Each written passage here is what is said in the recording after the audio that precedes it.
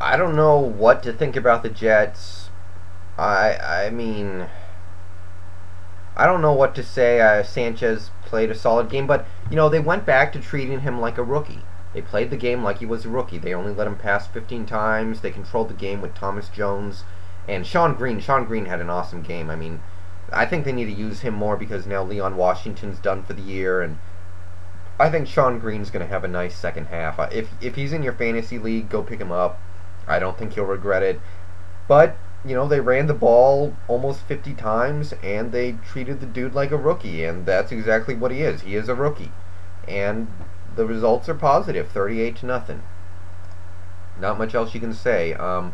Russell finally got pulled. I guess I know why, and it's pretty obvious why, but I would have kept him in. I mean, after this year, you're going to have to move on from the Jamarcus Russell experiment unless he shows something. So you need to give him as many opportunities as you can for him to show something. And if he doesn't show anything at the end of the year, you got to move on. But you got to at least give him as many opportunities as possible to show something. So I didn't agree with that necessarily. I would just stick with him till the end of the year and see if he shows anything. Bears Bengals. Yeah, I think that's strike three for me. The Bears are poorly coached. It seems like every time they face a big game or a must-win game, they lay an egg. I go back to last year. The biggest game of the year for them was against Green Bay mid-season, and they lost like 37-3. Last game of the year, they have to win to stay alive. They wouldn't have made the playoffs anyway, but they had to win to stay alive, and they blow a 10-point lead against Houston. This year, they come off a bye against Atlanta in a pretty big game, and they just seem completely unprepared. This week, they're playing a pretty much must-win game, and they lose by 35. So they just don't get up for these big games, and I think that comes back to coaching. And, they don't have the personnel either. The offensive line is crap. Everybody on that offensive line is terrible. The defensive line isn't too much better. So they don't really have the players yet, but I think a lot of it comes back to coaching. And if a team shows up, they're not going to lose by 35 points. If you show up, you'll hang in there a little bit at least. And this Chicago team really didn't look like they showed up. Carson Palmer was damn near perfect. Benson lit them up. It was pretty much a perfect game for Cincinnati.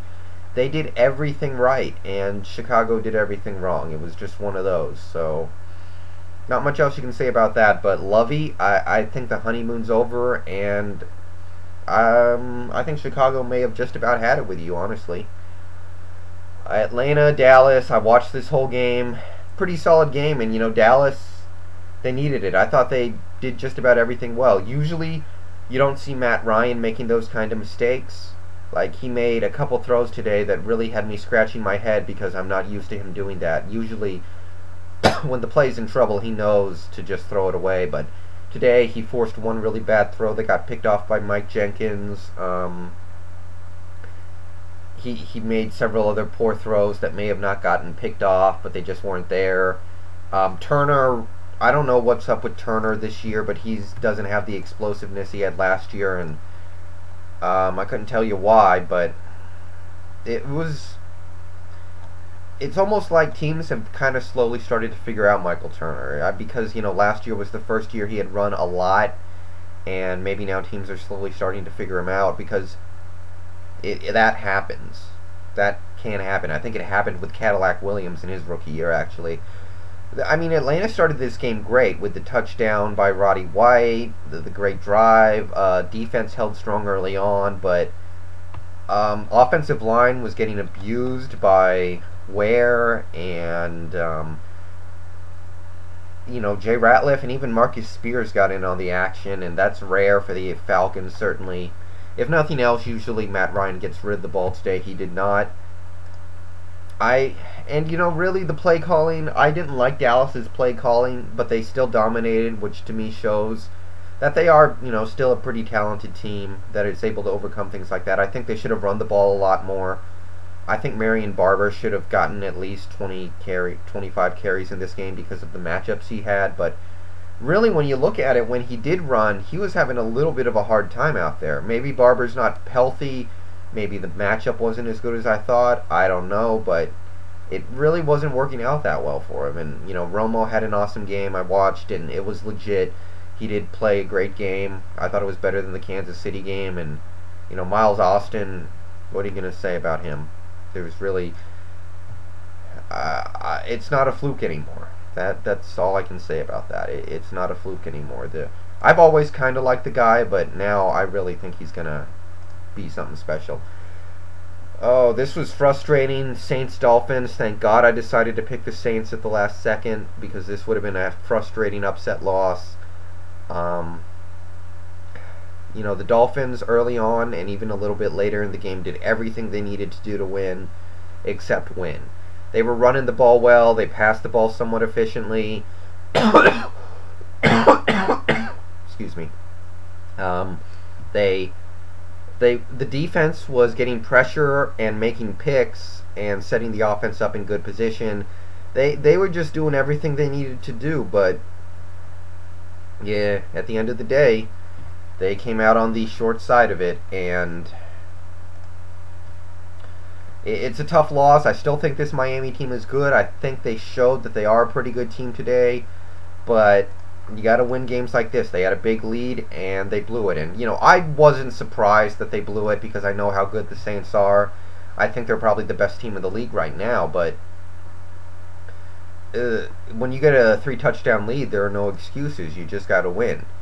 And, Breeze led them back. He made some big plays down the stretch. Reggie Bush had the touchdown run. Bush seems to be playing a little better the last few weeks, so... nice to see him maybe slowly starting to figure this game out, because it's taken way too long for the guy. But in the second half, it seems like New Orleans figured the secondary of the Dolphins out, because early on, the Saints' secondary is really not good, but they were playing really well early, and I couldn't tell you why, but I was impressed by Miami for the most part, but more than anything, in the fourth quarter, they were throwing the ball too much. They were trying to put the game in the hands of their receivers, and they don't have good receivers, so come on, can't do that. Cardinals, Giants, I don't know. I watched this whole game along with the World Series. I had it on split screen on my TV, and right now, I don't think the Giants are a very good team. I mean, they got the buffer in the first 5 games by winning the first, 5-0, but right now, they don't look very good, and I don't know if they're going to get better, because Kenny Phillips is not coming back, and C.C. Brown is not going to be replaced by anybody better. Well, actually, I like Aaron Rouse, not Aaron Ross, the cornerback, Aaron Rouse, the safety. I think the Giants picked him up from Green Bay this offseason. I like him, and I would definitely put him out there ahead of C.C. Brown, because that dude's fucking garbage. Oh my god, he is so bad. But really, this game should have been worse. The Giants got a fluke touchdown on the Hakeem Nicks tip. Larry Fitzgerald dropped 3 or 4 passes, including one that would have probably been a touchdown. And really, I don't think the Giants took the best punch to the Cardinals, and the Cardinals still won. Of course, the flip side of that is the Giants did play like crap. Their defense was good, but I didn't think it was overwhelming like it needs to be.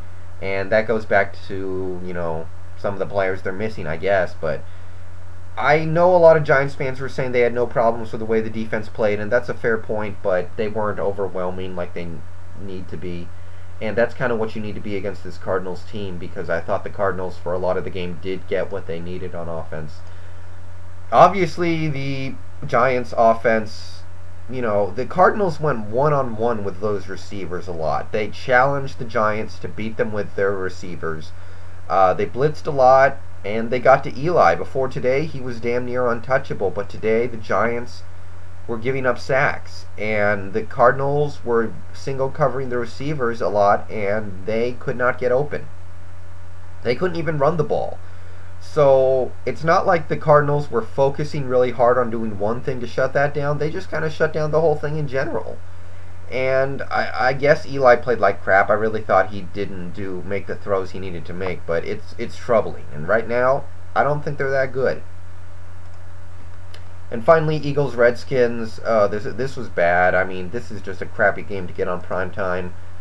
Except for Deshaun Jackson. I mean, I don't know a single Eagles fan who is not in love with this guy.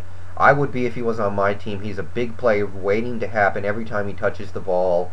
He's going to be a great one. And every time he gets the ball in his hands, he could go all the way. And the Eagles are loaded with players like that. It seems like everybody on that team is a big play waiting to happen, and that's kind of the flaw with the team. They're the best team in the league at making big plays, but if they don't get big plays, they can't move the ball. That's kind of what happened against Oakland, so it's a little troubling, but the defense obviously played great for them. Will Witherspoon with a huge game. Washington really looked bad out there, especially offensively. Just some hilariously inept moments, like getting sacked out of field goal range, the bad center exchanges, and